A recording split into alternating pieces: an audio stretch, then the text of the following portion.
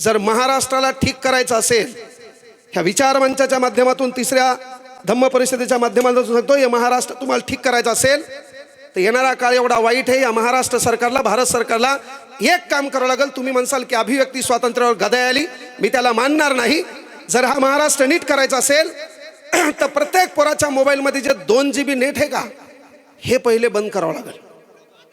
हा महाराष्ट्र नीट करायचा असेल तर 2 GB नेट का बंद करावं लागेल? यानं धतुरा पुस्तक वाचलं नाही, यानं व्हॉट्सअपचे डायलॉग कोणाचा कोणाला, याच्यामुळं काय व्हायलंय, कुठल्या तरी समाजाच्या विचारवंताचा द्वेष चालू आहे, काहीतरी टीका टिप्पणी चालू आहे. अलीकडे प्रकरण पाहिलं तुम्ही, फेसबुक ओपन करा, जातीशिवाय धर्माशिवाय लिखाण नाही.